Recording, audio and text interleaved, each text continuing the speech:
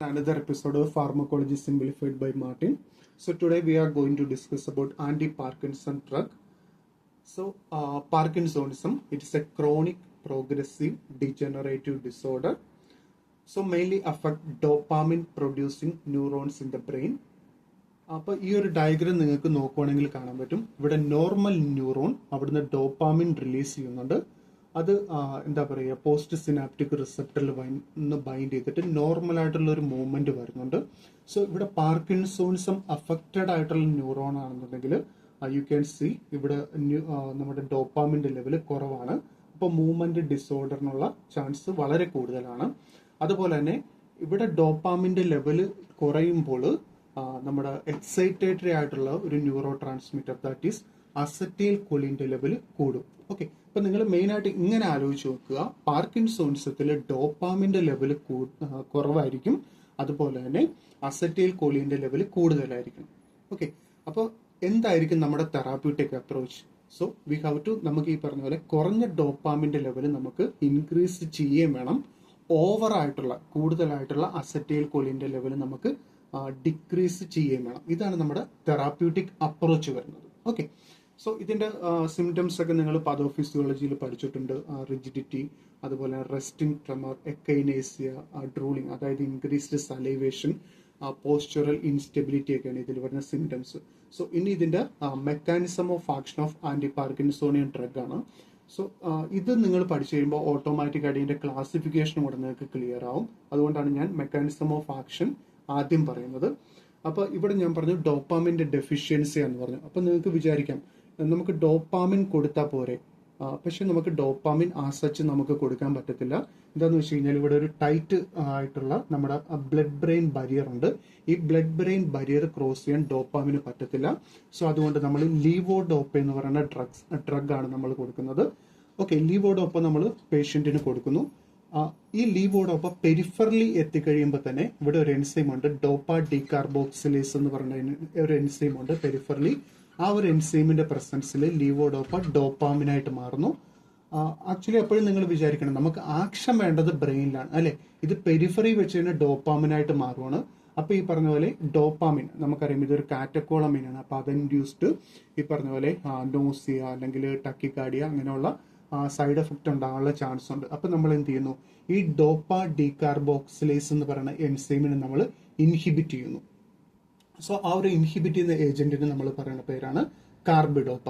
അപ്പൊ തന്നെ നമ്മൾ എന്താ പറയുക, ഒരു ക്ലാസിഫിക്കേഷൻ ഇവിടെ പഠിച്ചു, that is dopa decarboxylase inhibitors carbidopa. So next ഈ പെരിഫറലി തന്നെ വേറൊരു എൻസൈം ഉണ്ട്, അതായത് ഈ കാറ്റക്കോളമൈൻസിന്റെ ഒക്കെ മെറ്റബോളിസത്തിന് ഹെൽപ്പ് ചെയ്യുന്ന another enzyme that is called COMT എന്ന് ഷോർട്ട് ആയിട്ട് എഴുതിയിട്ടുണ്ട്, that is catechol ortho methyl transferase. So അതിന്റെ പ്രസൻസിൽ ഇത് 3 ഓർത്തോമീഥൈൽ ഡോപ്പയായിട്ട് ലീവോഡോപ്പ പോകും. അപ്പൊ നമുക്ക് അതിനെയും ബ്ലോക്ക് ചെയ്യണം. സോ അതിനെ ബ്ലോക്ക് ചെയ്യാനായിട്ട് ഉപയോഗിക്കുന്ന 2 ഡ്രഗാണ് എൻഡാകാപ്പോൺ ആൻഡ് ടോൾകാപ്പോൺ. ഓക്കെ, അങ്ങനെ നമ്മൾ സേഫ് ആയിട്ട് ഈ പറഞ്ഞ പോലെ levodopa blood brain barrier cross ചെയ്തു ബ്രെയിനിൽ വന്നു.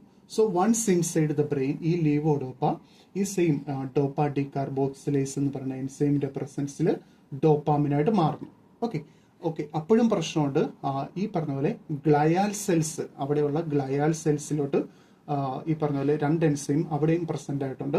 ദ ഫസ്റ്റ് വൺ നമ്മൾ പെരിഫറലി പറഞ്ഞ പോലെ തന്നെ കോംറ്റ് പ്രസന്റ് ആയിട്ടുണ്ട്. ഈ കോംറ്റിന്റെ പ്രസൻസിൽ ഇത് 3MT ആയിട്ട് മാറിപ്പോകുന്നു. അപ്പൊ നമുക്ക് ആ ഒരു കൺവേർഷനെ നമുക്ക് ബ്ലോക്ക് ചെയ്യണം. ഓക്കെ, അപ്പൊ നമ്മൾ അവിടെ യൂസ് ചെയ്യുന്ന ടോൾകാപ്പോൺ ആണ്. അപ്പൊ നിങ്ങൾക്ക് നോക്കുവാണെങ്കിൽ ഇവിടെ കാണാം, ഇവിടെ കോംറ്റ് ഇൻഹിബിറ്ററിൽ പെരിഫറൽ ആക്ഷനും അതുപോലെ തന്നെ സെൻട്രൽ ആക്ഷനുള്ള ഒരു ഡ്രഗാണ്, ദാറ്റ് ഈസ് ടോൾകാപ്പോൺ. പിന്നെ വരുന്നത് മാവോ ബി, മോണോ അമീൻ ഓക്സിഡേസ് ബി എന്ന് പറയുന്ന ഒരു എൻസൈം ഉണ്ട്. ആ ഒരു എൻസൈമും ഇതിനെ മെറ്റബോളൈസ് ചെയ്യും, ഡോപ്പാക്ക് എന്നാക്കും. ഓക്കെ, അതിന്റെ അബ്രിവേഷൻ ഡീറ്റെയിൽ ആയിട്ട് നിങ്ങൾ നോക്കണമെന്നില്ല, ജസ്റ്റ് അങ്ങനെ ഡോപ്പാക്ക് എന്ന് ഓർത്താൽ മതി. അപ്പൊ നമുക്ക് അതിനെയും ബ്ലോക്ക് ചെയ്യണം. സോ അവിടെ നമ്മൾ യൂസ് ചെയ്യുന്ന ഡ്രഗാണ് സെലിജിലിൻ. ഓക്കെ, അങ്ങനെ സേഫ് ആയിട്ട് ഡോപ്പാമിൻ വരുന്നു.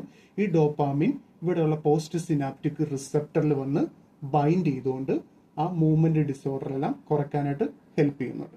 സോ ഇതാണ് എന്താ പറയുക ഈ ഒരു കാറ്റഗറി ഡ്രഗിന്റെ അല്ലെങ്കിൽ ഡോപ്പാമിൻ പ്രിക്കേഴ്സർ ആയിട്ടുള്ള ലീവോഡോപ്പയുടെ മെക്കാനിസം. അപ്പൊ തന്നെ നിങ്ങൾ ക്ലാസിഫിക്കേഷൻ ഓൾറെഡി ഇതിനോടൊപ്പം പഠിക്കുന്നുണ്ട്.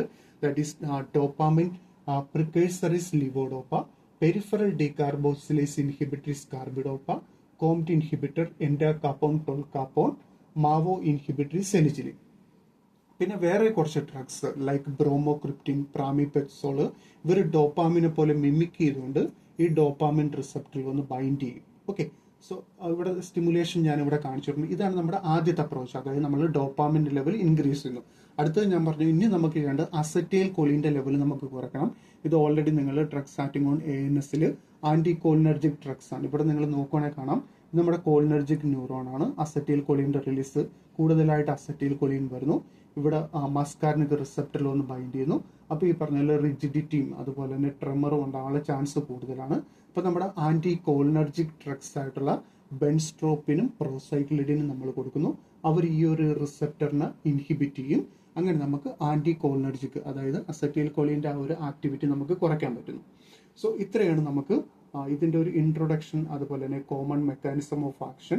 ഇനി നമുക്ക് അടുത്ത ക്ലാസ്സിൽ ഡീറ്റെയിൽ ആയിട്ട് ഈ പറഞ്ഞ പോലെ ക്ലാസിഫിക്കേഷനും അതുപോലെ തന്നെ ലീവോഡോപ്പ അതിൻ്റെ ഫാർമക്കോളജി ഡിസ്കസ് ചെയ്യും. Okay, thank you.